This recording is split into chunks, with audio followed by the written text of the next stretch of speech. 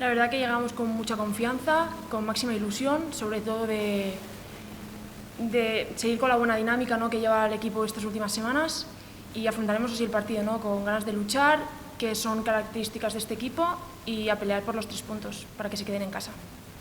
En los últimos 2 partidos no habéis encajado ningún gol. ¿Dónde está la clave y como guardameta qué significa eso para ti?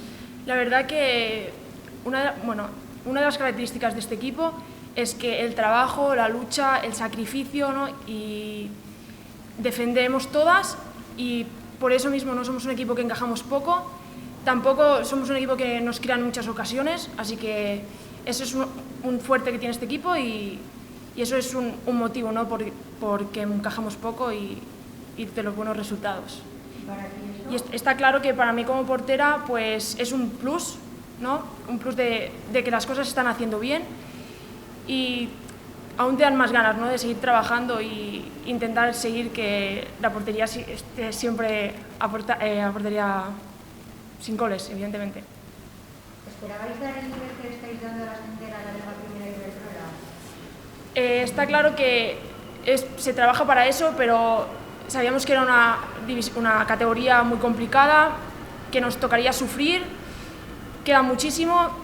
Vamos a tener que seguir sufriendo hasta el final, pero está claro que los resultados acompañan, y con ganas, ¿no?, de seguir sumando de 3 en 3. ¿Y dónde crees que está el secreto de estos buenos resultados que está teniendo el equipo? Como te he dicho antes, es un equipo luchador, y una de las claves es el equipo. O sea, al final luchamos todas, luchamos como equipo, y al final cuando ganamos, igual que cuando perdemos, lo hacemos todas, y gracias a eso pues estamos consiguiendo buenos resultados. Es tu primer año con el Eibar, ¿cómo está siendo para ti esta experiencia? Bueno, la verdad que cuando los resultados acompañan todo es más fácil, la adaptación es más sencilla, ¿no?, y ahora mismo pues la verdad que muy contenta y con ganas de seguir sumando y ayudar al equipo. ¿Y cómo os veis como equipo? Casi queda muy poco para acabar la primera vuelta. Como estáis con 20 puntos, ¿cómo os encontráis?